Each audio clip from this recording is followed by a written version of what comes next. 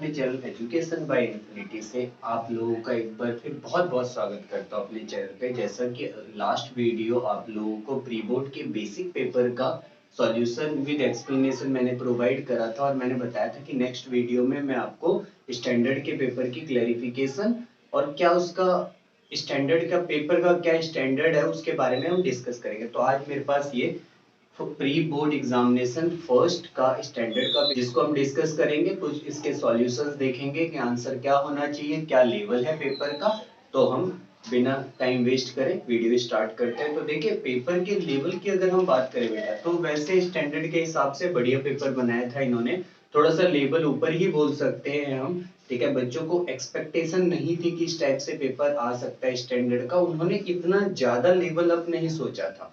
ठीक है ना, उस हिसाब से थोड़ा सा सीबीएसई ने उन्हें सरप्राइज कर दिया। बट नो डाउट, क्योंकि आपने स्टैंडर्ड लिया है तो आपको उस हिसाब से थिंकिंग अपनी रखनी पड़ेगी। पेपर का लेवल कुछ भी हो सकता है, ठीक है ना, उसमें इजी और टफ की कोई बात ही नहीं होनी चाहिए, क्योंकि स्टैंडर्ड हम तभी सेलेक्ट करते हैं जब हम आगे मैथ्स लेना चाहते हैं। मीन्स 11th में अगर आप मैथ्स लेना चाहते हैं तभी आप स्टैंडर्ड सेलेक्ट करेंगे, अदरवाइज आप बेसिक ले सकते हैं। बेसिक का पेपर इस बार बढ़िया और बिल्कुल लेवल से डाउन में ही आया हुआ था। तो हम देख लेते हैं कि क्वेश्चन किस टाइप से।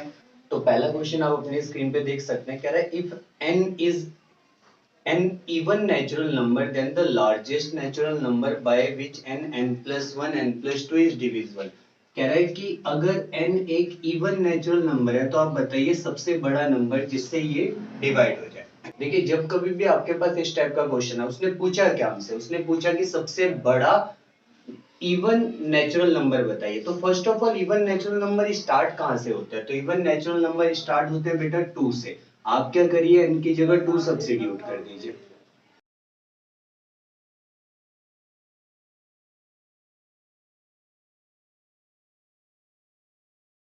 रिजल्ट आ गया 24। इसका मतलब 24 वो सबसे बड़ा नंबर होगा जो कि इससे इसको पूरा डिवाइड कर देगा। तो मेरा आंसर हो जाएगा डी, करेक्ट आंसर इसका।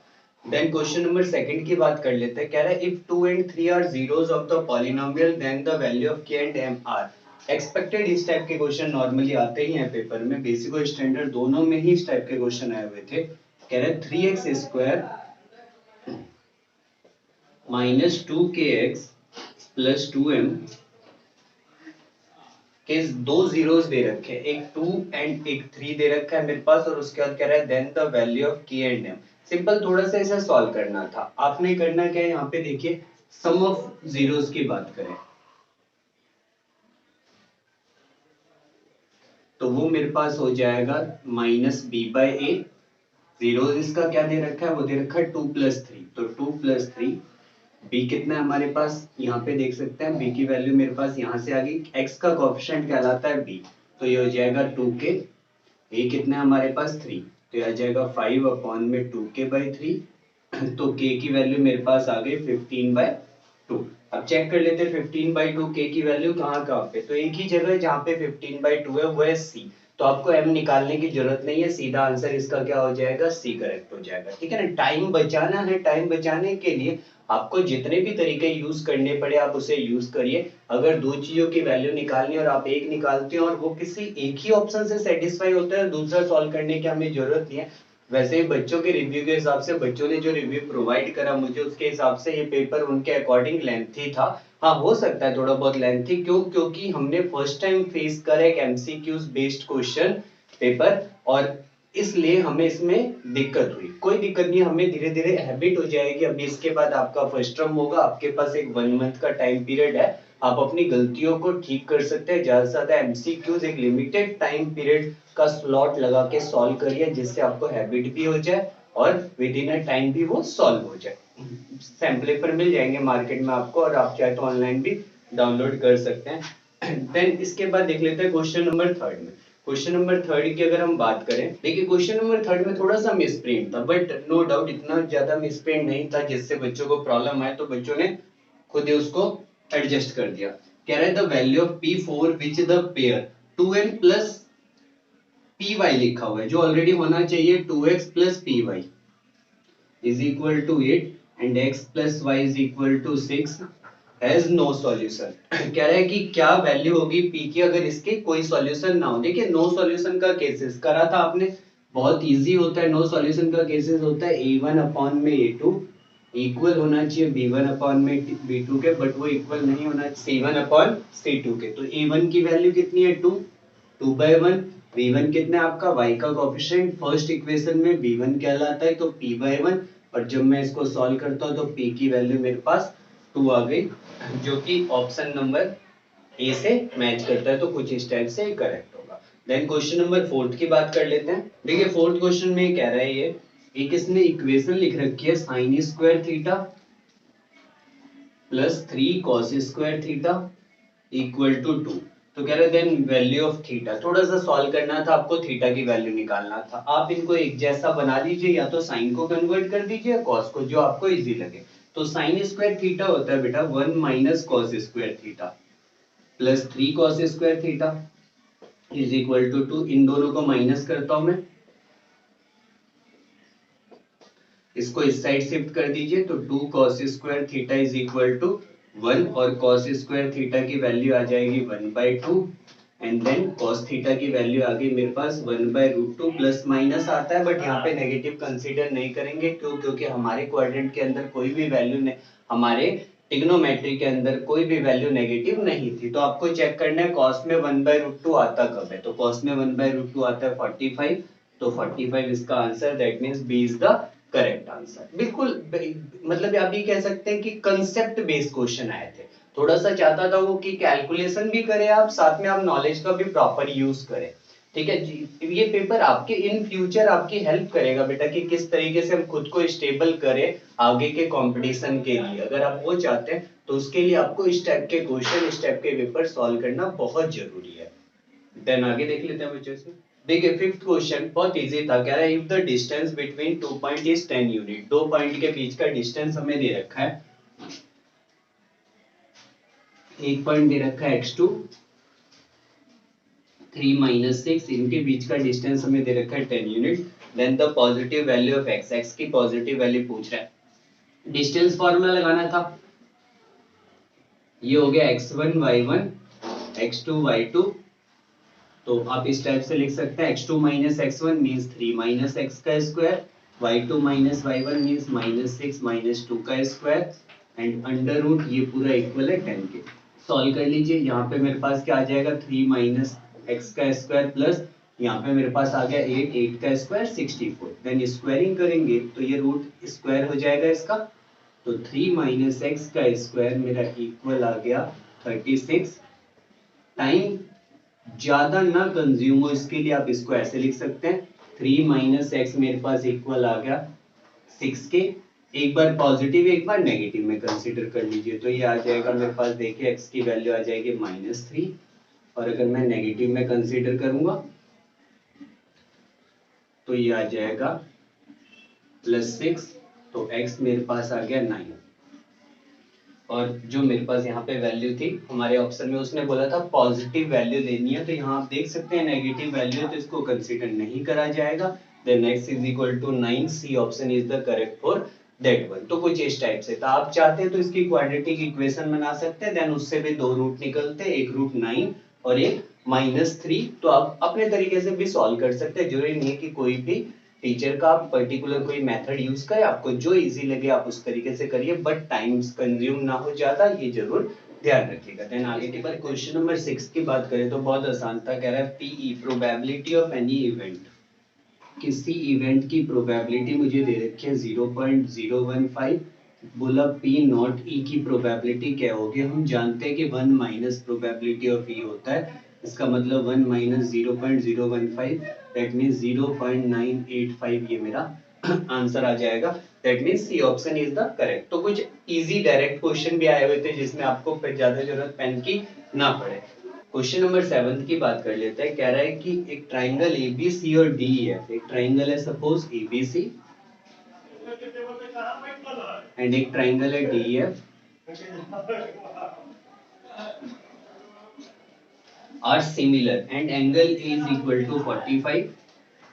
Angle A B, triangle ABC similar है ट्राइंगल डीईएफ के जिसमें एंगल ए 45 है। अब देखिए एंगल ए 45 है तो एंगल डी भी 45 होगा, क्योंकि आपस में इक्वल होंगे। सिमिलर ट्राइंगल के कॉरेस्पॉन्डिंग एंगल्स आपस में इक्वल होते हैं। देन उसके बाद इसने दे रखा है कि एंगल एफ 56 है, एफ की वैल्यू 56 है। देन एफ 56 है तो एफ के कॉरेस्पॉन्डिंग सी है, तो सी की वैल्यू भी कितनी होगी, 56 होगी। देन ये कह रहा है then the value of C, value of C अभी मैंने बता दिया कितना होगा, जितना एफ होगा दैट मींस 56। तो option B is the correct one. Then question number 8 की बात कर लेते हैं। देखिए क्वेश्चन नंबर 8 की अगर हम बात करें तो इक्वेशन सॉल्व करने वाला क्वेश्चन आया हुआ था। दो लीनियर इक्वेशन दे रखे थे हमारे पास, 53y is equal to 135 and then 53x plus 41y is equal to 147। आप अपने हिसाब से इसको सॉल्व कर सकते हैं, आपको जो मेथड सही लगे, एलिमिनेशन मेथड सही लगे, आपको सब्स्टिट्यूशन मेथड सही लगे, आप उनमें से जो भी इजी लगे उससे सॉल्व कर सकते हैं। थोड़ा बहुत मैं आपको बता देता हूँ कि इस टाइप से आते क्वेश्चन तो किस तरीके से हम उसको परफॉर्म करते हैं। देखिए अगर इधर वाले डिजिट्स और इधर वाले डिजिट्स मैच करें तो आप क्या करिए, एक बार इक्वेशन को ऐड कर दीजिए। जब मैं इन दोनों इक्वेशन को ऐड करूंगा तो यहाँ पे आ जाएगा 94x, यहाँ पे आ जाएगा 94y एंड देन इसको ऐड करिए तो ये आ जाएगा, देखिए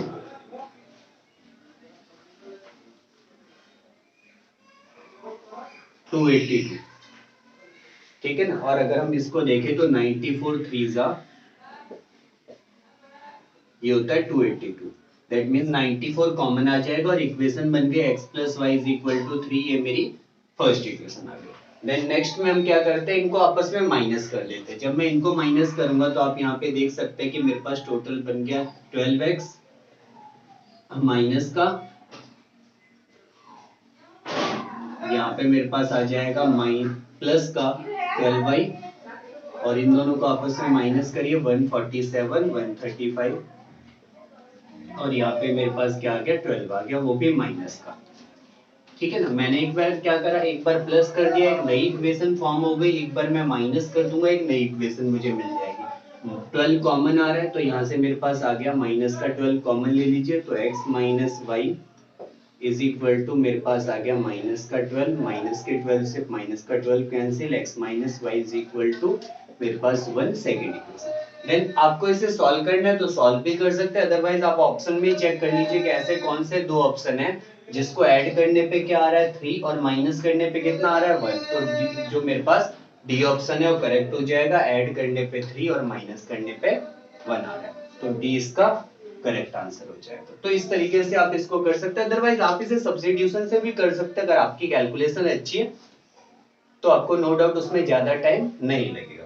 अब देख लेते हैं अगला क्वेश्चन। देखिए अगला तो एनसीईआरटी का ही क्वेश्चन था, अच्छा क्वेश्चन है। कह रहा है if the circumference and area of circle are equal, किसी एक सर्कल का सर्कमफ्रेंस और एरिया जो है वो इक्वल है। देखिए सर्कल का सर्कमफ्रेंस क्या होता है 2 पाई आर, एरिया क्या होता है पाई आर स्क्वायर, आपस में इक्वल है। रेडियस उसने हमसे पूछा, पाई से पाई कैंसिल आउट हो गया, एक आर से एक आर, तो आर की वैल्यू आ गई 2 यूनिट, तो मेरे पास आंसर हो जाएगा A is the correct answer. Then question number 10 की बात कर लेते हैं। 10th पे एक्सपेक्टेड था, अच्छा क्वेश्चन है, कई बार पेपर में आता है। मैंने आपको लाइव सेशन में बताया था कि जो ट्राइंगल है उससे रिलेटेड इस टाइप के क्वेश्चन आने के बनते हैं। अगर आपने देखा होगा तो जरूर आप कर पाएंगे होंगे बेटा। और अगर आपने वो लाइव सेशन देखा और उससे थोड़ी बहुत भी हेल्प मिली तो आप जरूर मेरे को कमेंट करके बताइए कि कौन से आपको हेल्प मिली और आगे आप क्या चाहते हैं, मतलब कोई पर्टिकुलर चैप्टर का मेरे से वीडियो चाहते हैं, लाइव सेशन चाहते हैं, तो आप मुझे जरूर बताइए। हम आपके लिए बेटर करने की पूरी कोशिश करेंगे, जो भी टाइम होगा पूरा यूटिलाइज करके आपको अच्छा कंटेंट प्रोवाइड करेंगे। देखिए क्वेश्चन नंबर 10th में क्या कह रहा है बच्चों, कह रहा है एक ट्राइंगल है एबीसी एंड जिसके अंदर डी, एक लाइन है डी, वो पैरेलल है बीसी के, डी आपस में बीसी के पैरेलल है। And then AD is equal to 3, AD की वैल्यू 3 दे रखी है, BD इज इक्वल टू 4, इसकी वैल्यू 4 दे रखी है, BC इज इक्वल टू 14, ये जो है आपका 14 दे रखा है। And then calculate the value of D, D आपको निकालने के लिए बोल रहा है, मैं इसको x कंसीडर कर लेता हूँ। बिल्कुल सेम इसी टाइप के क्वेश्चन मैंने आपको बताए थे, जैसे मैं आपको बार बार बता रहा हूँ। अगर इस लाइन और इस लाइन का कंट्रीब्यूशन होता है बच्चों तो यहाँ लगती है सिमिलैरिटी, ADE सिमिलर होता है ट्राइंगल एबीसी के अगर ये दोनों लाइनें आपस में पैरेलल है। प्रूफ करने की हमें जरूरत नहीं होती, आप आइडेंटिटी लर्न कर सकते हैं। वैसे मैं आपको बता दूं, एक एंगल कॉमन होगा, ये इसके इक्वल कॉरेस्पॉन्डिंग एंगल, ये इसके इक्वल कॉरेस्पॉन्डिंग एंगल, तो ट्रिपल ए की प्रॉपर्टी का यूज करके ये दोनों के दोनों सिमिलर हो गए। और अगर ये सिमिलर है तो इनकी साइड्स प्रोपोर्शनल होगी, मींस एडी ये वाली साइड प्लस पूरी ए बी इक्वल होगी छोटे वाले ट्राइंगल के डी अपॉन में बीसी। बस इसको सॉल्व कर लीजिए। एडी हमें पता है 3, एबी की वैल्यू इन दोनों को ऐड करना पड़ेगा 7, डी हमें पता है कितना x और बीसी की वैल्यू 14, तो ये 7 2 जा आ जाएगा और x की वैल्यू मेरे पास आ गई 6 यूनिट या 6 सेंटीमीटर, जो भी हमें दे रखा है। तो मेरे पास इसका आंसर आ जाएगा 6 centimetre, that means B is the correct one. और अच्छा क्वेश्चन है। देखिए ये पेपर रिव्यू करवाने का एक और पर्पस है बच्चों, क्योंकि इसमें से कई क्वेश्चन हो सकता है, आप बेसिक के स्टूडेंट हो चाहे स्टैंडर्ड के, आप ध्यान रखिएगा कि बोर्ड में इसमें से कई क्वेश्चन रिपीट हो सकते हैं, तो आप इनको अच्छी तरीके से कर लीजिए। अदरवाइज आप इसके कंसेप्ट को जरूर समझ लीजिएगा, क्योंकि नो डाउट आप वर्ड्स लिख लीजिए कि आपको इसमें से करीबन 2 से 4 क्वेश्चन रिपीटेड और बाकी कई क्वेश्चनों के पैटर्न रिपीटेड मिलेंगे आपके फर्स्ट टर्म एग्जामिनेशन के अंदर। तो हम किसके लिए प्रिपेयर कर रहे हैं, इसके उतनी ज्यादा वेटेज है नहीं, ठीक है ना। स्कूल अपने हिसाब से इसकी वेटेज प्रोवाइड करेगा। हम जो भी तैयारी कर रहे हैं वो सारी की सारी तैयारी हमारी फर्स्ट टर्म एग्जामिनेशन के लिए है, जो हमारा मेन फोकस है, हमें उस पे काम करना है। देन आगे देख लेते हैं इसमें। देखिए ट्रिग्नोमेट्री में क्वेश्चन नंबर 11 बहुत इजी था, सिर्फ सीधा आइडेंटिटी यूज करनी थी, 1 + tan square theta and 1 - sin theta and 1 + sin theta. ये देखिए a + b a - b की फार्मूला यूज कर लेंगे, 1 + tan स्क्वायर थीटा इक्वल होता है secant स्क्वायर थीटा के। आपने आइडेंटिटी वाली एक्सरसाइज करी होगी, लास्ट एक्सरसाइज के अंदर कुछ identity a + b a - b हमारा बन जाएगा 1 - sin square theta and secant square and 1 - sin square होता है cos स्क्वायर थीटा।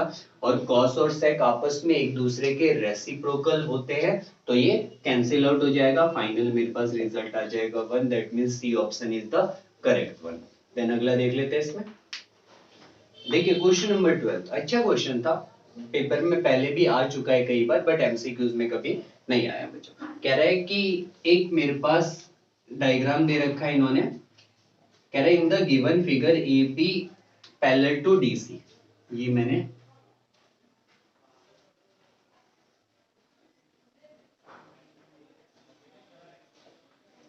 ये है हमारे पास ए बी एंड ये जो लाइन है हमारे पास डीसी।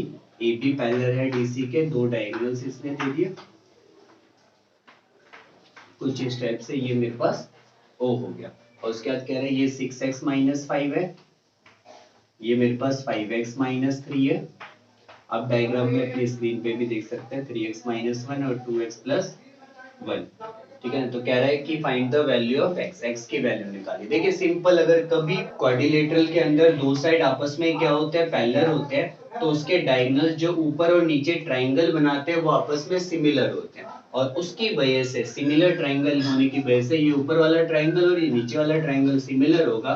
इसकी वजह से जो डायगोनल्स होते हैं वो एक दूसरे को क्या इक्वल रेशो में डिवाइड करते हैं, बाइसेक्ट नहीं करते, सॉरी, इक्वल रेशो में डिवाइड करते हैं। दैट मींस कंसीडर आप कुछ इस टाइप से करेंगे, देखिए OD अपॉन में OB इक्वल होना चाहिए OC अपॉन में OA के, ठीक है ना। इसके इस टाइप से ले लीजिए, OB अपॉन में OD अपॉन में OB, OC अपॉन में OA के इक्वल, कुछ इस टाइप से। तो हमारे पास OD की वैल्यू दे रखी है 6x - 5, आपके पास OB की वैल्यू दे रखी है 2x + 1, आपके पास OC की वैल्यू दे रखी है 5x - 3, एंड देन आपको ये भी पता है 3x - 1। कैलकुलेशन करनी है थोड़ा सा, इसके बाद हम इन्हें आपस में मल्टीप्लाई कर देते हैं बच्चों। 6x को 3x से 18x², 6x को इससे माइनस का 6x, इसको इससे मल्टीप्लाई माइनस का 15x, एंड देन ये इससे मल्टीप्लाई प्लस का 5, देन अगेन इसको मल्टीप्लाई 2 इससे मल्टीप्लाई तो आ जाएगा 10x², इससे मल्टीप्लाई माइनस का 6x, इससे मल्टीप्लाई प्लस का 5x और -3। ये मेरे पास -6x से -6x कैंसिल, इसको इस साइड शिफ्ट कर दिया 8x² आ गया, यहाँ पे इसको इस साइड शिफ्ट कर दिया तो आप देख सकते हैं ये बन जाएगा माइनस का 20x एंड देन ये मेरे पास आ जाएगा प्लस का 8। आप इसमें से 8 to 4 कॉमन ले लीजिए,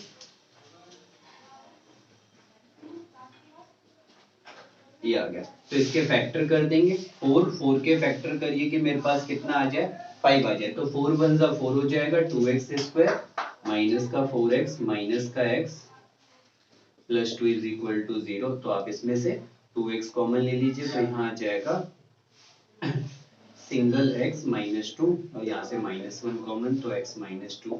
तो एक x की वैल्यू आ गई हाफ और एक x की वैल्यू आ गई 2।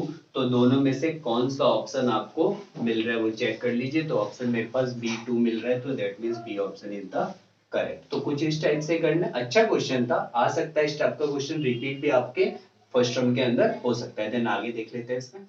देखिए क्वेश्चन नंबर 13 की बात करें तो बहुत इजी सा ही था, ज्यादा कुछ इसमें भी नहीं था। क्वेश्चन नंबर 13 के अंदर ये क्या कह रहा है, कह रहा है कि the circumference of a circle is 100 centimetre. एक सर्कल है उसका सर्कमफ्रेंस इसने दे रखा है, सपोज एक सर्कल, इसका सर्कमफ्रेंस हमें दे रखा है 100 सेंटीमीटर।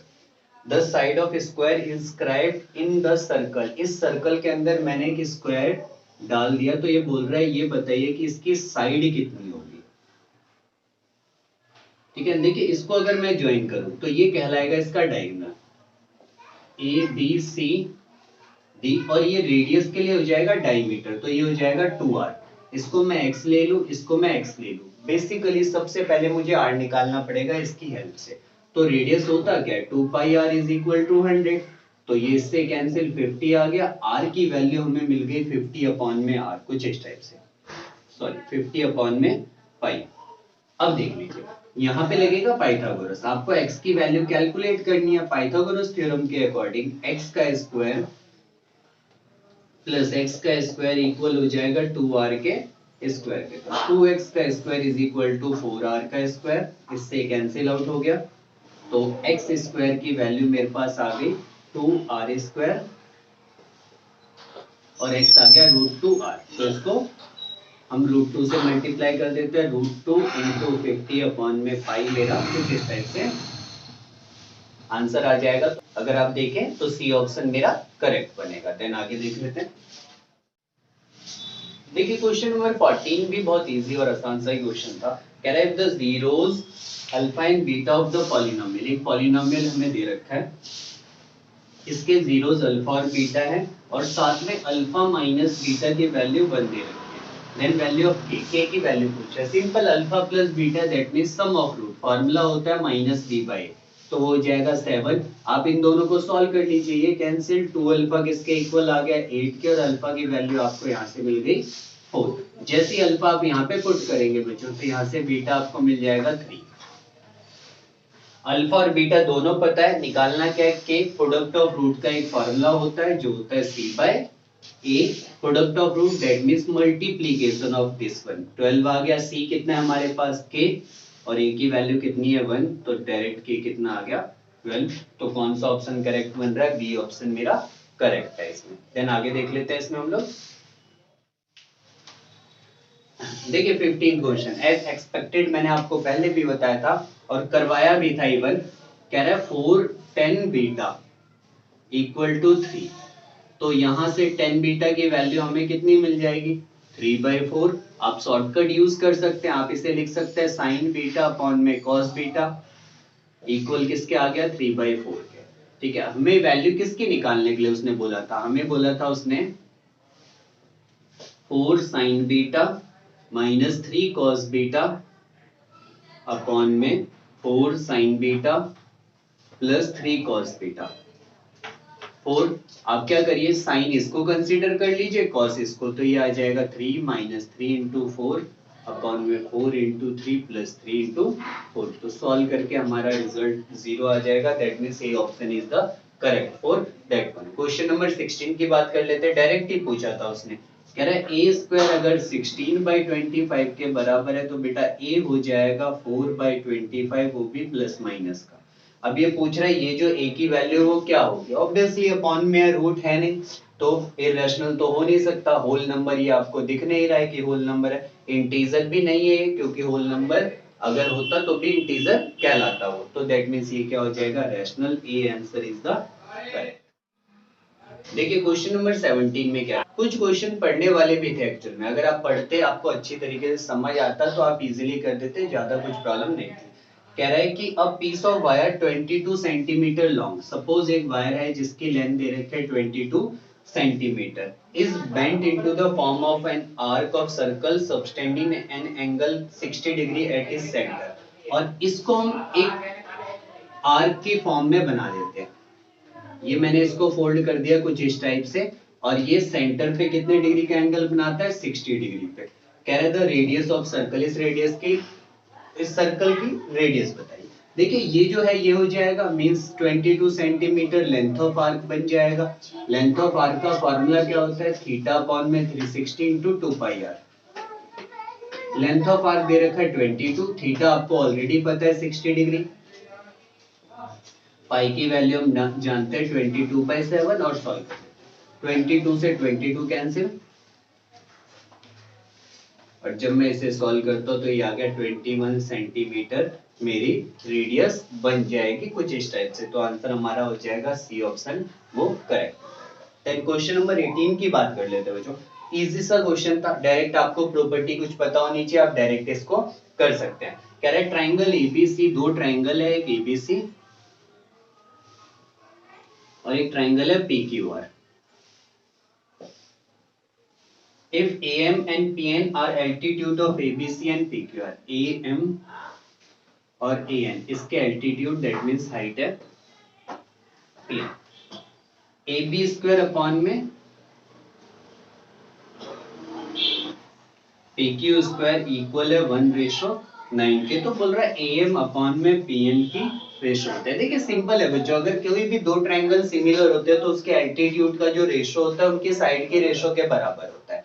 ठीक है, तो पहले यहाँ से साइड की रेशो निकाल लेते हैं, कॉरेस्पॉन्डिंग साइड की रेशो AP अपॉन में PQ, वो आ गया 1/3।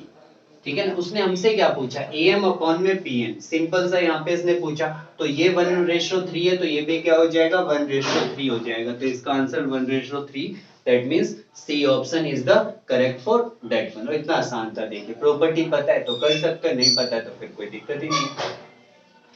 क्वेश्चन नंबर 19 की बात कर लेते हैं। देखिए क्वेश्चन नंबर 19 मैंने आपको बताया भी था लाइव सेशन में, मुझे याद है कि तो आप शॉर्टकट यूज कर सकते हैं। शॉर्टकट किस तरीके से, अगर कभी भी सेंटर से डिस्टेंस पूछे तो वैसे तो डिस्टेंस फार्मूला यूज करा जाता है, आप डायरेक्ट यूज कर सकते हैं। अगर इसको A और B कंसीडर कर ले तो A का स्क्वायर सेंटर से डिस्टेंस वो कुछ इस टाइप से होता है, तो -7 का स्क्वायर प्लस 24 का स्क्वायर और अंडर रूट 7 का स्क्वायर 49 हो जाएगा, 576 हो जाएगा, और ये आ जाएगा 625, दैट मींस 25 यूनिट, वो मेरा फाइनल आंसर हो जाएगा, means D option is the correct one. Then अगला देख लेते हैं इसमें। हाँ देखिए क्वेश्चन नंबर 20, क्वेश्चन नंबर 20 की अगर हम बात करें तो कह रहा है the diameter of circle is increased by 40%, sorry, if the diameter of circle is increased by 40% then its area increase by। देखिए अगर मैं आपको थोड़ा सा शॉर्टकट का बताऊं तो शॉर्टकट से पहले मैं आपको बता दूं कि अगर हमें शॉर्टकट नहीं पता तो हम इसको किस टाइप से कर पाएंगे, और मैं आपको बार बार बताता हूं कि शॉर्टकट जब कभी भी आप यूज करते हो उसे आप लंबे टाइम पीरियड तक यूज करना चाहते हो या याद रखना चाहते हो तो उसके पीछे का कंसेप्ट आपको पता होना चाहिए। बेसिक सा फंड है, इसने बोला if the diameter of circle is increased by 40%, मैं डायमीटर ले लेता हूं बच्चों 100, रेडियस कितना हो गया 50, एरिया कितना हो जाएगा पाई आर स्क्वायर एरिया होता है, पाई इंटू 50 का square which is equal to 2500 pi. ठीक है, अगेन कंडीशन 40% इंक्रीज कर दिया, अगर आपके पास 100 रुपया 40% आप इंक्रीमेंट लेते हैं तो आपके पास कितने पैसे हो जाएंगे 140, तो डायमीटर अब आ गया 140, रेडियस अब कितना आ गया हाफ उसका 70, एरिया अब कितना आ गया पाई इंटू 70 का square means 4900 pi. Then exactly ही इज सेइंग दैट द कि आपके पास क्या, then in its area increase by, percentage में पूछ रहा है कि एरिया कितना बढ़ गया, तो आप देखिए पहले निकाल लीजिए इंक्रीज कितना हुआ एरिया, इंक्रीज इन एरिया वो हो जाएगा, दोनों को माइनस कर देंगे तो ये आ जाएगा 2400 पाई। इसका परसेंटेज पूछ रहे हैं, तो परसेंटेज निकालने के लिए हम क्या करते हैं, 2400 पाई divided by initial value multiply by 100, पाई से पाई कैंसिल, 20 से 20 कैंसिल, ये आ जाएगा। तो ये मेरे पास क्या बन गया, 96% मेरे पास आंसर आ गया। तो इस तरीके से आप कर सकते हैं, कभी भी चेंजेस के ऊपर कोई भी आए आप अपनी तरफ से एक वैल्यू ऐड कर लीजिए और वैल्यू से आप ऑब्जर्व कर पाएंगे कि उसका क्या आंसर होगा। अब देखिए, अब अगर शॉर्टकट की बात करें, जैसे मैं बताता हूं, अगर कोई भी कुछ फिक्स परसेंटेज बढ़ी है तो आप इस तरीके से सॉल्व कर सकते हैं।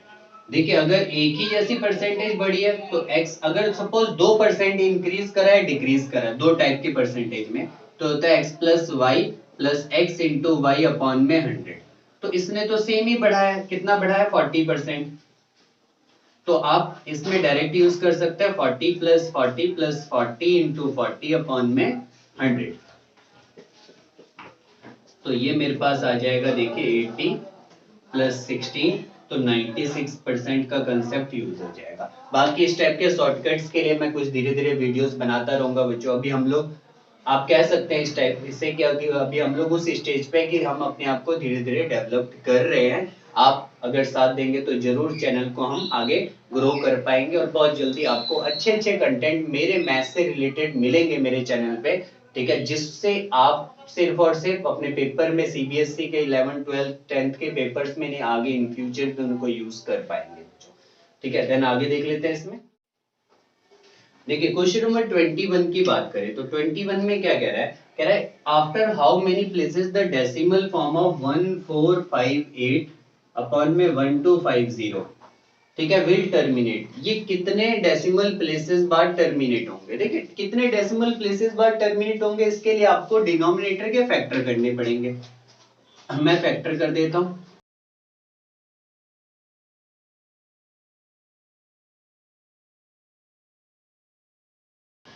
आप देख सकते हैं 4858 अपॉन में 2 इंटू 5 की पावर 4। जब कभी भी आप डिनोमिनेटर के फैक्टर करते हो चेक कर लीजिए क्या कोई टर्म इसको कैंसिल आउट करेगी, तो ये कर देगा,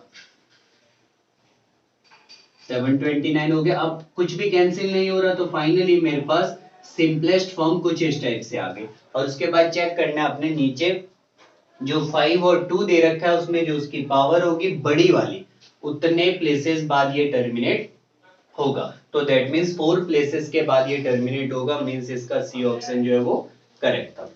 देन नेक्स्ट क्वेश्चन की बात कर लेते हैं, बहुत इजी था वैसे। नेक्स्ट क्वेश्चन की मैं बात करूं तो कह रहा है द नंबर ऑफ सॉल्यूशन 3 की power x plus Y equal है 243, और जब 243 के आप फैक्टर करिए तो देखिए 3 की कितनी पावर में बनता है,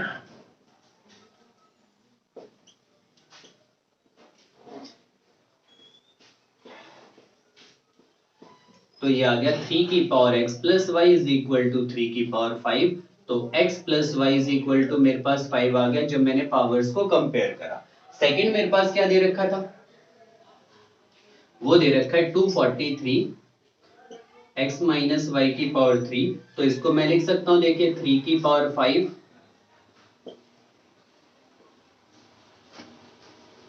तो यहां से मुझे मिल जाएगा 5x minus 5y is equal to 1। उसने पूछा नंबर ऑफ सॉल्यूशन, मींस आपसे ये जानना चाहता है कि भाई कितने आंसर निकल सकते हैं। एक answer means unique solution, infinite number of solution, या फिर नो सॉल्यूशन। तो कंपेयर कर लीजिए कोएफिशिएंट, a1 अपॉन में a2 बराबर नहीं है b1 अपॉन में b2 के, क्योंकि 1/5 बराबर नहीं होता है -1/5 के। That means it has unique solution, means एक आंसर होगा, तो B option 1 is the correct for that one.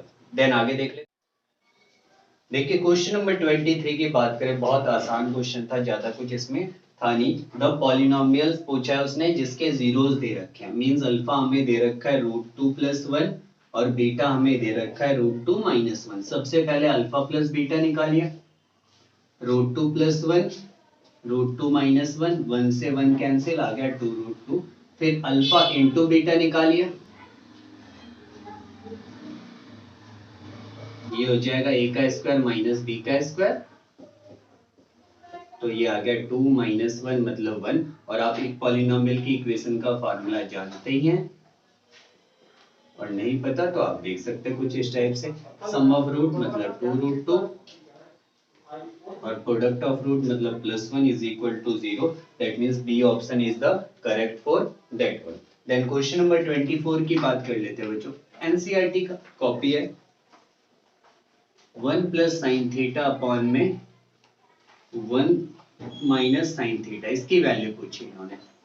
देखो सिंपल, आप जानते हैं कि इस टाइप के क्वेश्चन में हम क्या करते हैं, रेशनलाइज करते हैं, तो आप इसे रेशनलाइज कर दीजिए रूट के अंदर ही, तो ये हो जाएगा 1 minus sine theta, 1 plus sine theta upon में 1 प्लस साइन थीटा, तो ऊपर आ जाएगा 1 प्लस साइन थीटा का होल स्क्वायर और नीचे आ जाएगा a plus B A minus B 1 minus sine square theta जो कॉस स्क्वायर थीटा बन जाएगा। तो फाइनली मेरे पास आ गया 1 प्लस साइन थीटा अपॉन में cos थीटा और ये आ जाएगा 1 अपॉन में cos theta plus sine theta upon में cos थीटा, तो 1 बाई cos हो जाएगा sec और sin बाई cos हो जाएगा tan। तो आप ऑप्शन कंपेयर कर लीजिए कौन सा ऑप्शन मैच कर रहा है, means A option is the correct, क्योंकि एनसीईआरटी का था इसलिए थोड़ा थोड़ा जल्दी में मैंने बता दिया और हम जस्ट पेपर का रिव्यू ही कर रहे हैं बच्चों। आपको ने अगर करा होगा सब कुछ तो ऑब्वियसली आपको, चाहे मैं स्लो करवाऊं चाहे थोड़ा तेज करवाऊं, समझ आ जाएगा।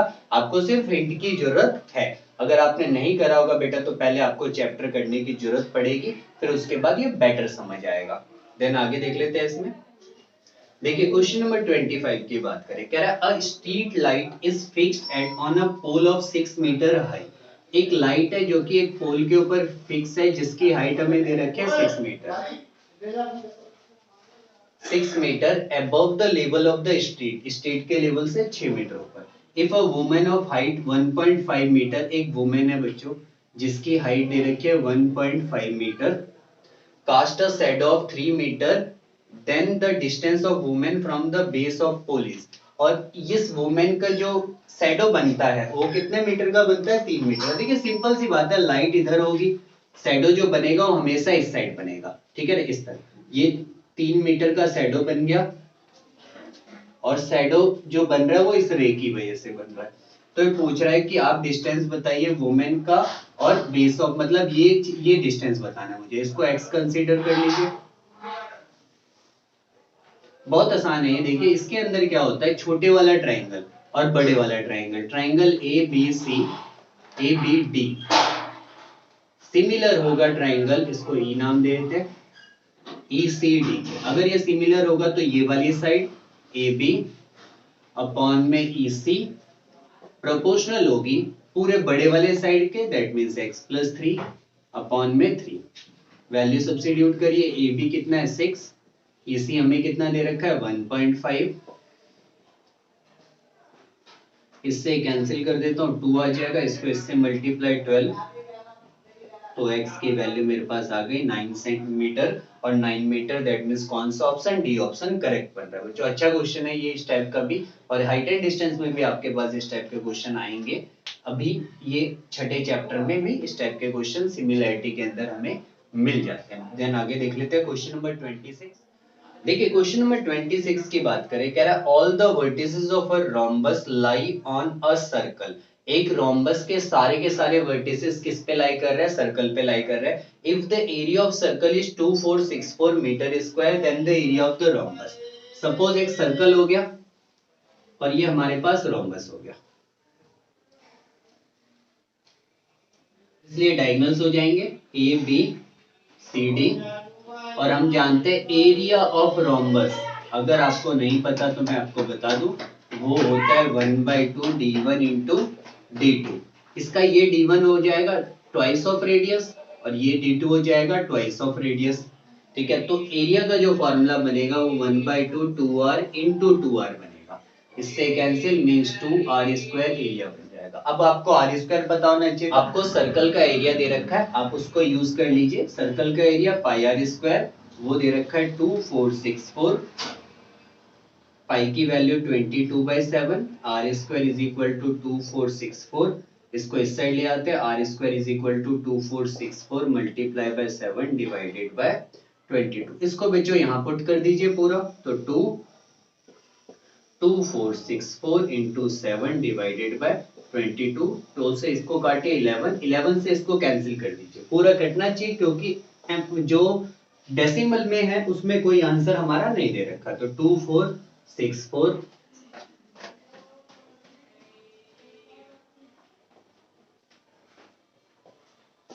224 आ रहा है, 224 डिवाइडेड बाय 7, तो मेरा रिजल्ट आ जाएगा जो कि 1568 मीटर स्क्वायर हमें मिलेगा। ठीक है ना, तो इस टाइप से हम इसको सॉल्व करेंगे। देन क्वेश्चन नंबर 27 की बात करें। देखिए क्वेश्चन नंबर 27 की अगर हम बात करें, कह रहा है if one zero of the polynomial,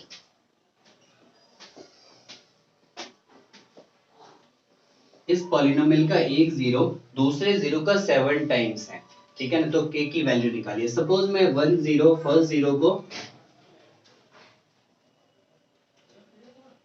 वो अल्फा ले लेता हूं एंड नेक्स्ट जीरो उसका 7 टाइम है तो 7 अल्फा हो जाएगा।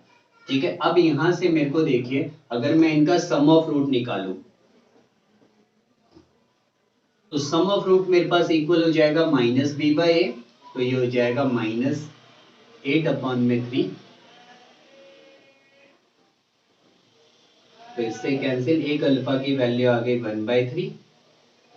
अब उसके बाद मैं निकाल लेता हूं product of root, alpha into beta, that means दोनों का प्रोडक्ट, वो इक्वल हो जाएगा 2k plus 1।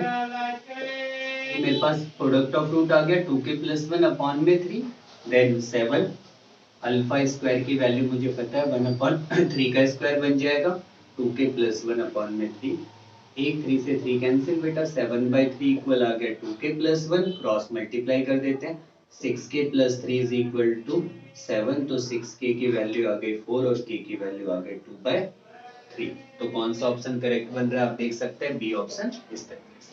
Then question number 28 देख लेते हैं। देखिए 28 क्वेश्चन में बोल रहा है if alpha and beta are the zeros of that polynomial then value of this. Value किसकी निकालनी है आपकी, आपको 1 में अल्फा का स्क्वायर प्लस 1 में बीटा का स्क्वायर। देखिए अल्फा प्लस बीटा जिसको हम सम ऑफ रूट बोलते हैं वो होता है माइनस बी बाई, और अल्फा इंटू बीटा जिसको हम प्रोडक्ट ऑफ रूट बोलते हैं वो होता है सी बाई। आपको इसके अंदर दोनों यूज करने पड़ेंगे। आप इनका एलसीएम ले लीजिए, ये मेरे पास आ जाएगा alpha square plus beta square, then alpha plus beta के होल स्क्वायर को मैं ऐसे लिख सकता हूँ X square plus Y square की आइडेंटिटी मैंने यूज कर लिया। देन आपके पास सारी वैल्यू पड़ी, अल्फा प्लस बीटा कितना है माइनस बी बाई ए का स्क्वायर, अल्फा इंटू बीटा कितना है सी बाई ए, ये आ जाएगा सी स्क्वायर अपॉन में ए स्क्वायर। देन फाइनली आप इसको थोड़ा सा सॉल्व करिए और सॉल्व करके आपको रिजल्ट मिल जाएगा B square minus 2ac upon में सी स्क्वायर। मुझे लगता है कि सॉल्व करने में आपको कोई प्रॉब्लम आएगी तो आप मुझे जरूर कमेंट करके बताइए, मैं उसको पूरी तरीके से सॉल्व करके आपको पिक भेज दूंगा बेटा। एंड देन नेक्स्ट देख लेते हैं आगे। देखिए नेक्स्ट क्वेश्चन में कह रहा है father's age is 3 times the sum of age of his 2 son. Father की जो एज है वो अपने दो बेटे की एज का सम का 3 टाइम्स है। ठीक है, देखिए जो भी उनके सन है उन दोनों सन की एज को अगर x ले लूं तो फादर की जो एज होगी बेटा, दोनों सन की एज x है, वो कितनी होगी 3 टाइम्स होगी, दैट मींस 3x हो जाएगी। ठीक है, कह रहा है आफ्टर 5 इयर्स 5 साल बाद his age will be twice the sum of ages of his son। 5 साल बाद देखिए इनकी एज कितनी हो जाएगी, क्योंकि दो बेटे हैं तो 5 साल बाद x प्लस 10 हो जाएगी, 5 पहले बेटे की बढ़ेगी और 5 दूसरे बेटे की, और ये अकेले हैं तो इनके सिर्फ 5 बढ़ेगी, और उन्होंने दे रखा है जो इनकी एज है वो ट्वाइस हो जाएगी इनके एज की। सॉल्व कर लीजिए इसको, 3x plus 5 is equal to 2x plus 20, then x is equal to 15 आ गया, मीन्स दोनों सन की एज जो है वो 15 होगी। फादर की एज यहाँ सब्स्टिट्यूट कर दीजिए तो 3 इंटू 15 दैट मीन्स 45 इयर्स के उनके फादर होंगे बेटा। देन उसके बाद क्वेश्चन नंबर 30 की बात कर लेते हैं। कह रहे हैं P and Q R zeros of the this one. P और क्यू एक पॉलिनोमियल के जीरोस हैं, 3x square plus 2x minus 9, और p माइनस क्यू की वैल्यू पूछी है इसने। तो देखिए यहां से थोड़ा सा इसको सॉल्व करना पड़ेगा। p प्लस क्यू की वैल्यू क्या होगी, सम ऑफ रूट मेरे पास कितना आ जाएगा, वो मेरे पास आ जाएगा 2/3 माइनस का। ठीक है, product of root p into Q, by होता है आई थिंक माइनस, तो ये आ जाएगा आई थिंक नहीं एग्जैक्टली c बाई होता है, तो ये आ जाएगा -3। ठीक है ना। p प्लस क्यू पता है, p इंटू क्यू पता है, आपको निकालना क्या है, p माइनस क्यू। थोड़ा सा इरेज कर दो। आप क्या करिए, p माइनस क्यू के होल स्क्वायर को कर दीजिए, तो ये आ जाएगा p का स्क्वायर प्लस q का square minus 2pq। And then इसको आप कुछ इस टाइप से लिख सकते हो, p प्लस क्यू का whole square minus 2pq and then 2pq। या फिर मैं डिराइव ना करूं तो डायरेक्ट भी आपको बता सकता हूं कि आप ये देखिए सिंपल, ये फॉर्मूला आप डायरेक्ट यूज कर सकते हैं। कहां से बना ये मैंने आपको थोड़ा सा यहाँ पे बता दिया। आपके पास सारी वैल्यू है, सब्स्टिट्यूट कर दीजिए, p प्लस क्यू माइनस 2/3, इसका स्क्वायर कर देंगे 4/9, p इंटू क्यू वैल्यू कितनी दे रखी है -3, तो ये हो जाएगा -3, तो आ गया 4/9 प्लस का मेरे पास 12, और इसको जब मैं सॉल्व करता हूँ 12 9 आ गया, ये आ गया 120 सॉरी 112 अपॉन में 9, तो ये इक्वल है p माइनस क्यू के होल स्क्वायर के। आप क्या करिए 112 के फैक्टर कर दीजिए, अगर फैक्टर होते हैं कैंसिल आउट होते हैं तो कैंसिल करना पड़ेगा, तो मैं अगर इसको फैक्टर करूं तो 2,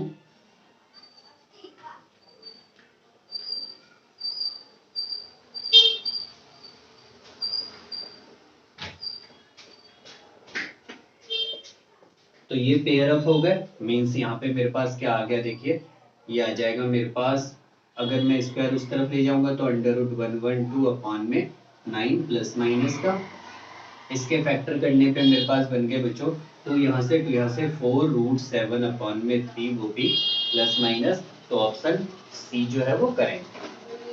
ठीक है, थोड़ा सा नॉइज होता है आसपास एक्चुअल में, इसलिए कई बार मुझे रुकना पड़ता है। आप लोगों को भी लगता होगा कई बार कितने कट्स होते हैं कई बार मेरी वीडियोस, उसका रीजन होता है बच्चों, थोड़ा मेरा जो जहाँ पे मैं वीडियोस बनाता हूँ उसका एनवायरनमेंट ऐसे धीरे धीरे, जैसे मैं बार बार बोल रहा हूँ कि जैसे जैसे हम धीरे धीरे ग्रो करें, आपको इम्प्रूव करने की पूरी कोशिश करेंगे। बाकी जैसे ही मेरे 1000 सब्सक्राइबर 1K सब्सक्राइबर पूरे होते हैं तो मैं आपको अपनी एक वीडियो प्रोवाइड करूंगा, जिसमें मैं आपको बताऊंगा कि किस सर्कमस्टांसेस के अंदर वीडियोस हम बनाते हैं और किस तरीके से मैं उसको एडिट करता हूँ और आपको प्रोवाइड करता हूँ। तो आप उसे भी जरूर मेरे लाइक करिएगा और मेरे को इसी तरीके से आगे कंटिन्यू एनकरेज करते रहिएगा, ताकि मैं अपनी बेस्ट नॉलेज आप लोगों को प्रोवाइड कर सकूं। देन आगे देख लेते हैं बच्चों।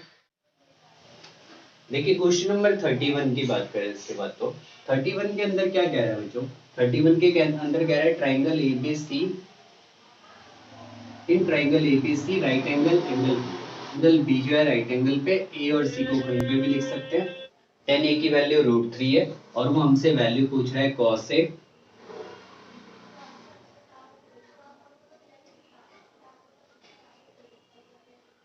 देखिए 10 में √3, तो आपको ये चेक करना पड़ेगा कि 10 में √3 आता कब है बच्चों, सिंपल सी बात है। 10 में अगर हम √3 की बात करें तो 10 में √3 आता है 60 डिग्री पे, तो ये मेरे पास a की वैल्यू हो जाएगी 60। ऑब्वियसली सम ऑफ ट्राइंगल की प्रॉपर्टी यूज करूं तो मैं ये कितना आ जाएगा 30, आप पुट कर दीजिए।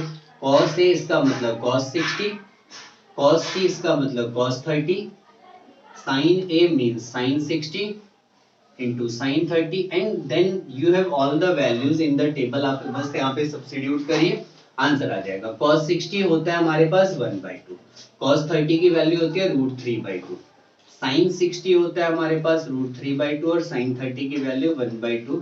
और जब मैं इसको सॉल्व करता हूँ, सॉल्व करके मेरा फाइनली आप देख रहे हैं कि सब कुछ कैंसिल हो जाएगा, 0 result means B option is the correct. Then 32 देख लेते हैं।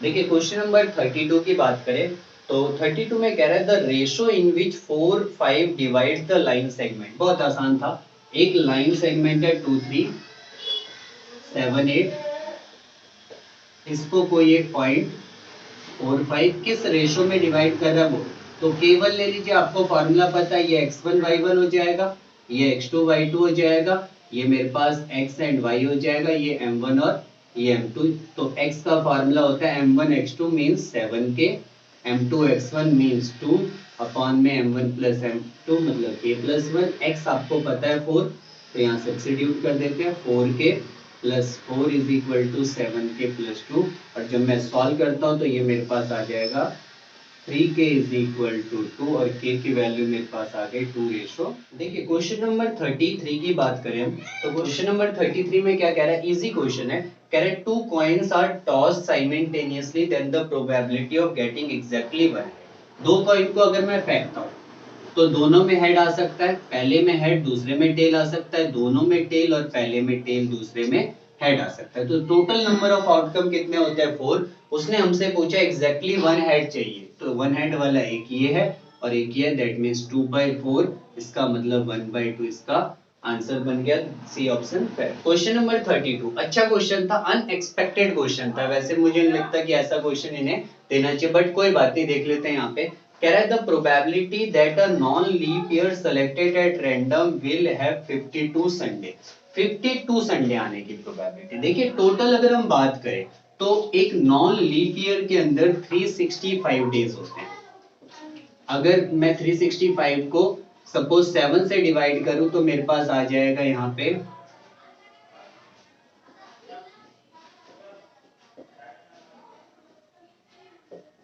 52 वीक्स हो जाएंगे एंड वन डे एक्स्ट्रा बचेगा। अगर वन डे एक्स्ट्रा वो बचेगा तो उस वन डे होने की प्रोबेबिलिटी क्या है वो देखिए, वो है मेरे पास Sunday, Monday, Tuesday, Wednesday, Thursday, Friday और सैटरडे। तो टोटल 7 केसेस बन रहे।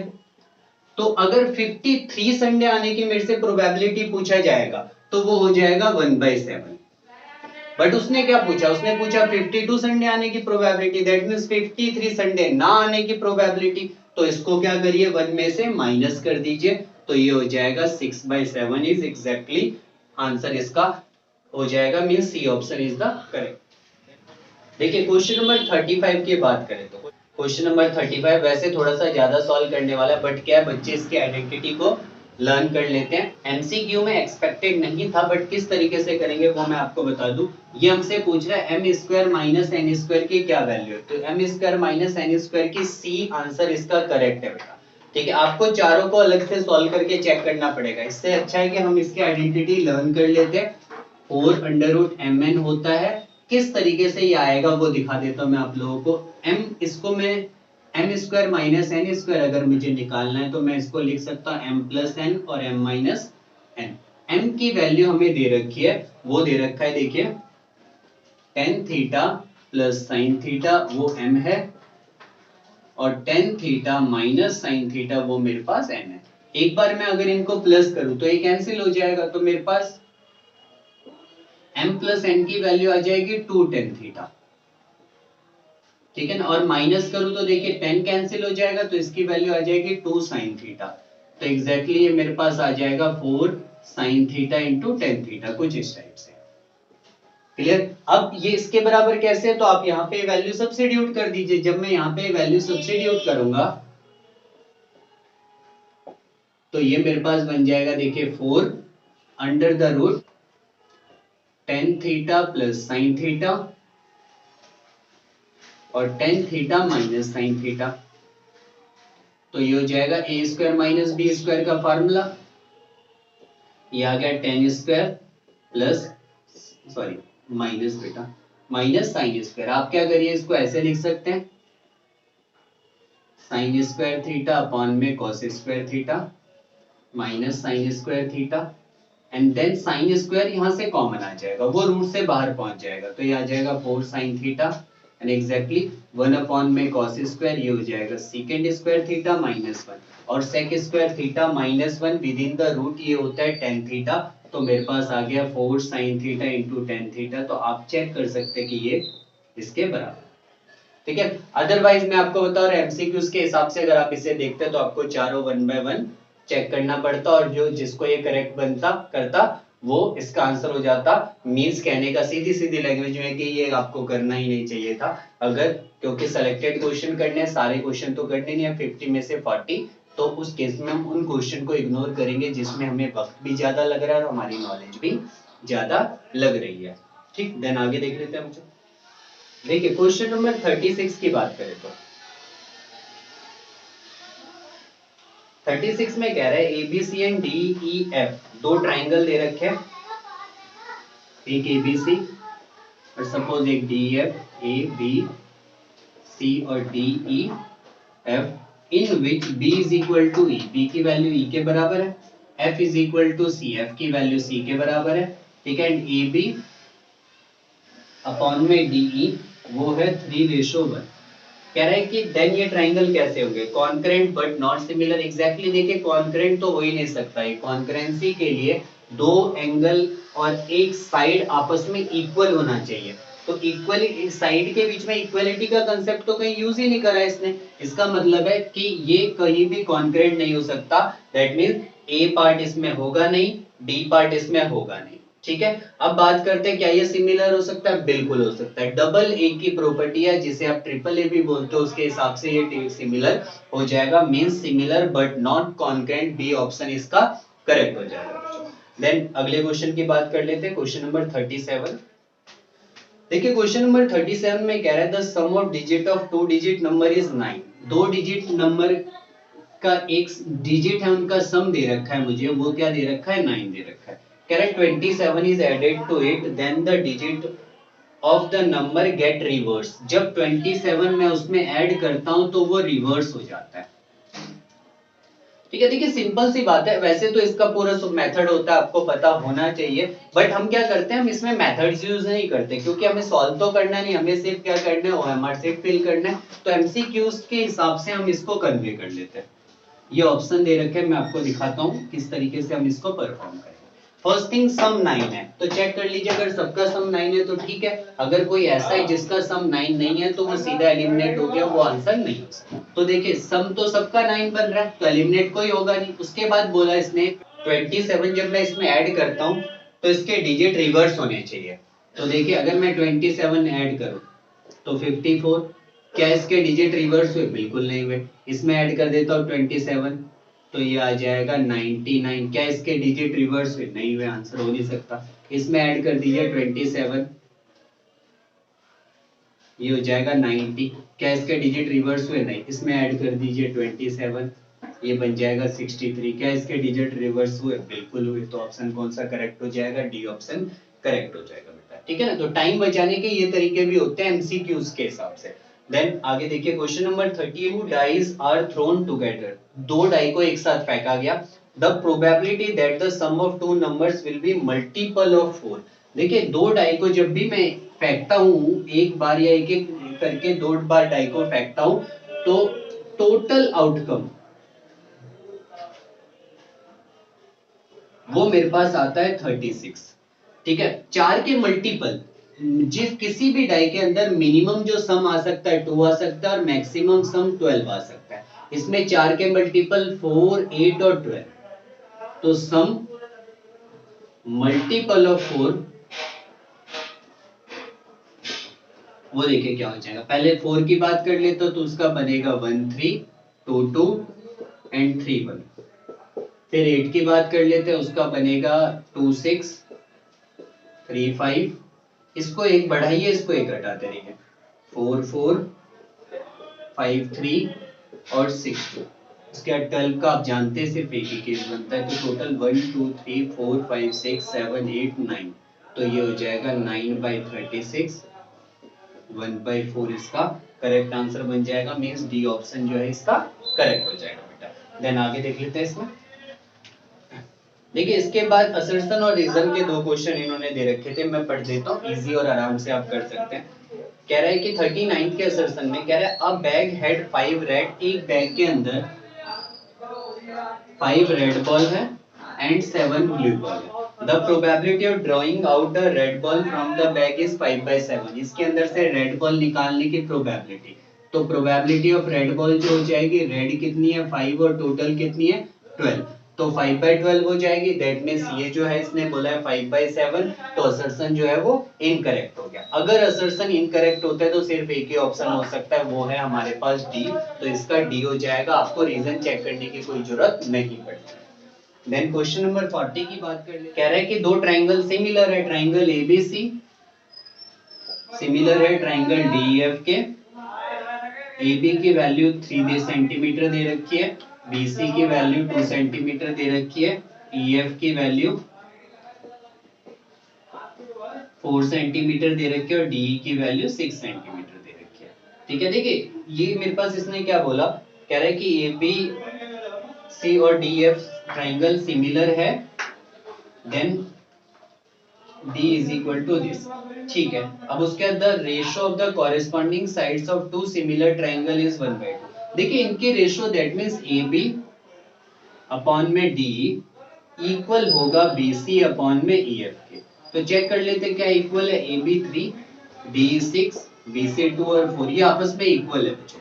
इसका मतलब जो असर्शन है वो बिल्कुल करेक्ट है, इसने सही बोला है। रीजन में कह रहा है the ratio of corresponding sides of two similar triangle is 1:2, बिल्कुल गलत है। कॉरेस्पॉन्डिंग साइड्स की जो रेशियो होती है सिमिलर ट्रायंगल में वो इक्वल होती है, हर बार 1:2 नहीं होती है। तो ये मेरे पास क्वेश्चन जो रीजन हो जाएगा वो गलत हो जाएगा, रीजन गलत है तो इसका मतलब सी ऑप्शन इसका आंसर।